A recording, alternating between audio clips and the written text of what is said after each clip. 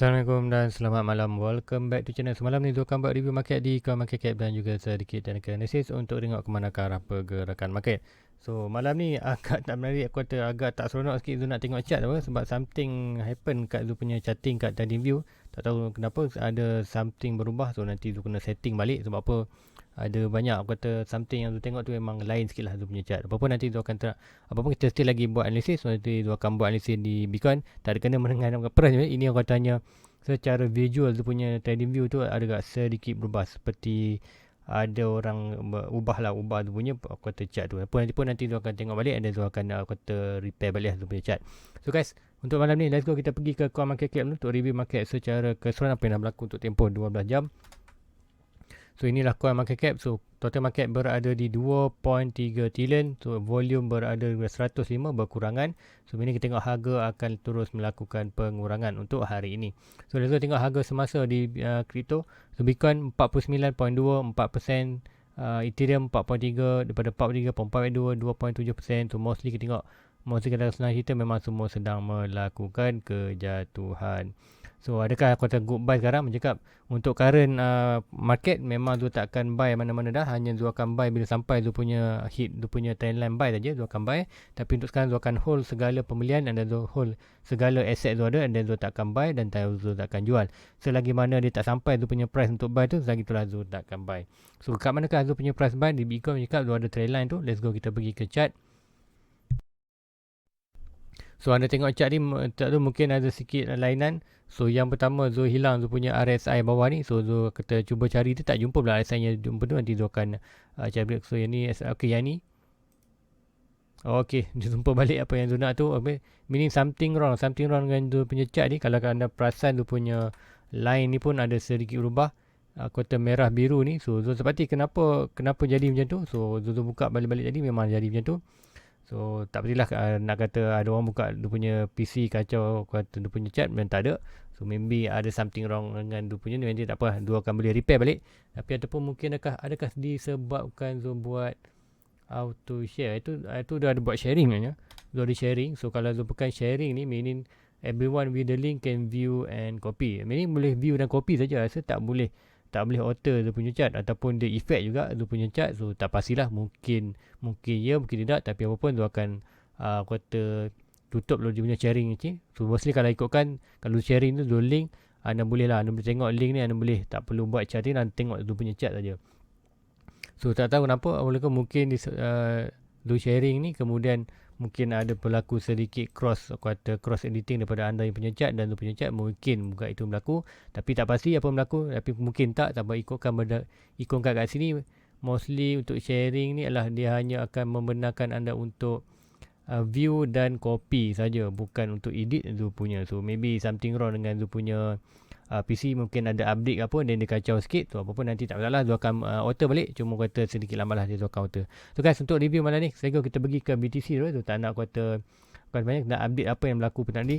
So Bitcoin, so seperti yang Zul cakapkan, kita dah pun aku kata buat rejection daripada trendline dan price ke mana. So kalau anda tengok ni, mungkin anda tengok dia punya chart ni semua candle merah. So sebenarnya tak ada candle hijau. So kalau ikutkan, anda akan nampak sini satu. Sebab tu cakap candle tu ada perubahan. So kalau anda tengok sini merah, so kalau nampak satu line biru ni, so biru ni adalah candle hijau. So dekat now semua dah jadi merah. So tak pasti kenapa. So nanti tu akan waterkan. Tapi untuk kata buat analisis untuk malam ni, kalau tu buat delay lagi memang akan lambat lah tu punya analisis. Tuan-tuan ni tu akan buat sekejap je, maybe dalam 15 minit ke 20 minit. Kemudian tu nak kata spend tu punya time untuk alter balik tu punya chart. So untuk di Bitcoin, apa yang kita nampak, Bitcoin dah pun rejection, dah pun break bawah trendline dan kemudian sampai dia punya support. So sekiranya break support ni, and then dia akan trigger dia punya buy, iaitu buy ke mana, whatever price dalam kawasan 44 dan 39. Kenapa Zul nak buy Bitcoin di kawasan ni? Disebabkan Zul nampak ini adalah satu opportunity. Sebab apa, kita dah late merah ni. So tahu given time price tu akan datang juga one more time untuk touch at least 44, and then Zul akan grab buy untuk di Bitcoin. So sebab apa Zul nampak pergerakan ni lah lebih kurang sama seperti pergerakannya ini. So maybe kita akan ada sideway yang lama sebelum dia buran. Tapi apapun yang aku kata ada juga, aku kata ini, aku kata cakap ini adalah last buy Zul. last buy zone untuk di Bitcoin untuk ada expected kalau bullish market. Sekiranya kita breakout more bawah kepada 39, meaning Zul akan stop segala buy. And kat mana Zul akan buy, Zul akan tunggu dia punya last support iaitu lambok ore ni, expected dalam price dalam lingkungan 26 ke 14k USD dollar. So itu yang Zul akan tunggukan. So apapun Zul akan grab the opportunity dip ni, iaitu Zul akan buy whatever price dalam 44.39. Kalau price tu terus melambung, tak masalah, terus naik ke, Zul akan layan profit. Tapi kalau price tu drop bawah, Zul akan grab buy untuk di Bitcoin dan juga altcoin yang lain.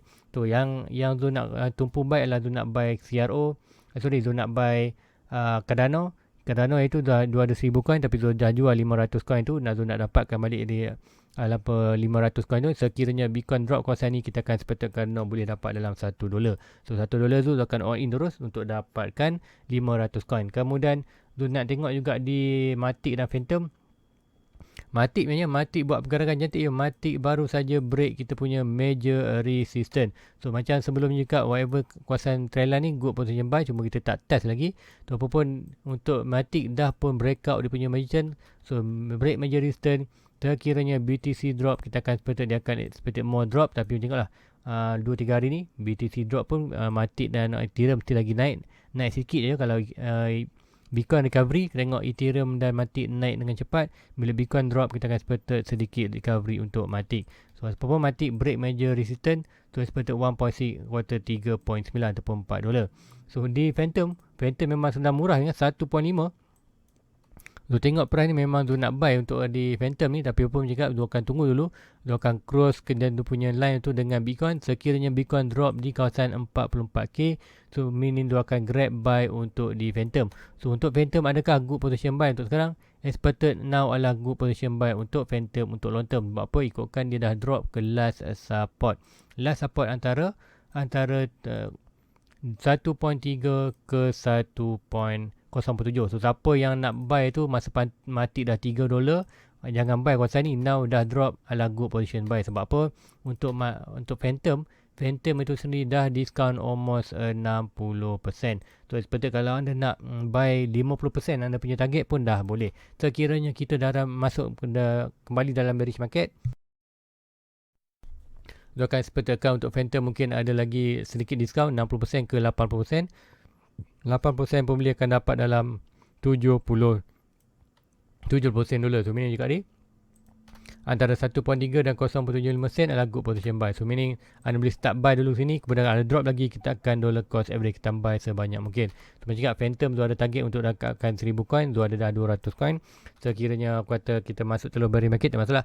Untuk long term tu akan collect more coin untuk Phantom dan juga kata Matic juga adalah tu akan nak 1000 coin. So hari ni itu aja kan untuk analisis. Ada yang kizap. Rasa ada permintaan untuk apa reg USDT. So akan reg USDT. So kita akan tengok jap. REQ USDT ada di Binance. So akan pergi ke Binance. Zurek apa tu akan buat analisis. So untuk kalau dah price yang jatuh, kita akan cari tu last support dia, swing hard to swing low. So now price berada di mana? Price berada di last support, iaitu price kat mana? Price antara kawasan kita akan buat antara 52 sen dan kuasa 36 sen. So whatever price dalam kuasa ni adalah kuota good position untuk anda. Kuota leverage, bukan leverage, untuk anda buy spot untuk dapatkan target anda. So kalau lampu yakin dengan duka ni adalah good position untuk buy. So kita nak buy masa pump ni, ikutkan sekarang dah berapa persen drop. So untuk di REX dah drop 59 sen. Tu kalau kita expected dalam bearish market, Bitcoin kembali bearish market, kita akan expected more drop bawah. Drop bawah sebenarnya expected akan drop more ke bawah dalam 70-80%. Tu expected kita akan dapat buy. So untuk more kuota lebih murah lah. So kalau anda dapat expected kat sini, consider dah good position untuk anda masuk 50% anda punya target. Contoh kalau nak target RM1000 kat sini, meaning kat sini anda consider dah boleh masuk ke RM500. So lah RM500 yang tunggu. Kalau ada naik, tak masalah, kita layan profit. Kalau expected kita bearish market, expected price tu akan drop bawah, meaning kita akan kita ada lagi modal 500 tu, kita boleh buy lagi, buy di bawah. So meaning bila kita buy di bawah ni, harga yang kita ni akan expected average kita akan berkurangan. So itu yang Zul expectkan anda, apa yang anda buat untuk sekarang ni. So untuk sekarang ni tak kisah pun kalau bagi Zul, Kalau dua sepatut kita akan ada sikit lagi bullish last pump sebelum kita bearish. So itu yang tunjukkan sebelum ni. So dua sepatut kita dah pun ada yang kata sedikit bearish, yang tu rasa ialah kita dah end of 4 year season. So macam cakap, adakah kita akan still follow 4 year season ataupun tidak. So hopefully kalau dia buat circle yang baru, mungkin bukan 4 year circle dah, maybe 5 year circle. Kalau 5 year circle, kita expected untuk tahun 22 kita akan melakukan mega buran. Kemudian expected petang itu barulah kita sampai 200 sampai mana. Sebab apa? Kita dah pun break major return, cuma kita tak sampai lagi 1.6 kita 87. Kemudian expected 4.2 18 pun belum sampai. So meaning sekiranya kita ada new circle punya kuartal pergerakan, meaning sebelum ni 4 year circle expected 21 dah drop, mungkin kita akan buat a new circle iaitu bagi 5 year circle. 5 year circle kita expected untuk kuartal naik. So itu hanyalah kuartal probably possibility yang boleh berlaku dalam market. So apa itu hanya kalau kata macam juga, itu hanya kata andaian tu saja. Tu hopefully kalau berlaku itu adalah good cycle, meaning next circle kita tahu dia tak ada pun dah 4 tahun, meaning kita akan ada expected 5 tahun pula circle. Tu apapun circle yang last ni, aku kata circle yang kali ni aku rasa sedikit berbeza. Macam cakap lagi, kita untuk tahun ini ataupun circle kali ni kita ada more buyer yang lebih strong, iaitu buyer institusi besar. Kita ada Elon Musk, kata Tesla, kita ada MicroStrategy, kita ada country yang kata kecil yang nak beli, contoh Elgato. Kemudian kita ada juga company-company besar lain yang dah pun masuk dalam kata kripto. Contoh Facebook dah tukar nama pada Metaverse untuk ke kripto. Tu kata banyak, kata sebab tu kita tengok dia tak expected untuk tahun ni, walaupun kita expected end of year circle kita jatuh, dia expected kita akan expected ada late up ke atas. So meaning kita akan buat circle yang baru. So satu, kita memang tak boleh buat apa, sama jadi atau tidak tak pasti, kita hanya boleh monitor je untuk tahun ni.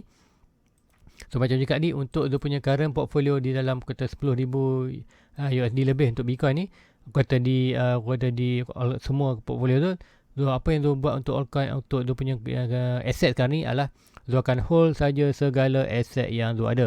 Sekiranya Bitcoin drop ke bearish market, tak masalah, dia akan hold saja, dia hanya lost value saja untuk aset. Aset itu value akan berkurangan, tak masalah, yang hilang hanya value, yang kata aset masih ada. So meaning apa yang akan berlaku sekiranya kita masuk bearish market, kat sini dia akan suntik another modal, dia akan bawa keluar modal baru, dia akan back in modal baru untuk buy more dip, expected kita akan hold more untuk a long term. So hopefully itu yang berlaku current dia punya strategi sekarang. Kalau dia takkan jual dia punya aset, apa yang dia kata terkilan kan ni lah sebab dia dah jual beberapa aset, bukanlah jual, kata pindah aset. Contoh Cardano, dia pindah aset ke sikit Cardano. Kemudian CRO yang jumpa tu CRO, kata Cardano yang dia buat dia lah, CRO dengan Cardano tu memang agak sedikit kecewa lah. Sebab apa? Cardano memang tu nak target ada 1,000, CRO pun ada target ada 1,000. Kemudian yang SRP tak masalah. SRP memang kata memang tu plan nak jual pun dari tu, tapi tak terjual-jual lagi. Now memang tu jual dalam sikit negatif, tapi negatif pun profit daripada Cardano dan kata CRO tu dah kata backup tu punya jual yang kata closing SRP tu. So untuk long term, yes, dia akan buy lagi SRP, cuma SRP dia akan tunggu price more kata murah. So SRP dia kat mana dia akan tunggu whatever price balik sekiranya dalam 0.3 dan 13 sen. Sekiranya SRP kembali price kawasan ni, dia akan grab buy, dia akan dapatkan 1,000 coin balik ke kawasan ini. Sebelum ni dia dapatkan 1,000 coin tu di 1.3, dia negatif, so expected negatif tak lah, negatif $200, expected $200 dah pun cover balik kata masa jual Cardano dan Koti. So Cardano dan CRO. So guys, rasa itu saja malam ni. So tak buat panjang sebab apa, memang aku kata nak buat kata analysis memang tak ada semangat ni. Sebab apa, tengok chart tu banyak berubah, so kena setting balik. So guys, rasa itu saja. So tak payah panik untuk Bitcoin. Macam juga anda perlu letakkan sendiri kat mana anda. Macam cakap, kita dah kata sedikit ni, sekiranya kita drop bawah sini, kita expected kita ada lagi last support kita ke mana, iaitu last support kita berada di trendline putih ini. Selagi mana kita tak break trendline putih ni di kawasan umur dalam 39 tu, mana-mana kawasan ni, selagi itulah kita masih lagi untuk ada bullish. Walaupun kita ada pattern bearish, macam cakap, kita expected kita akan ada another late. So expected ni baru 1 touch, 2 touch, 3 touch, 4 touch. So expected kita akan ke 5 touch, kemudian apa yang tu jangkakan yang untuk berlaku ke 5 touch ni, kita akan breakout bearish pattern, meaning kita akan ada hyper price naik atas.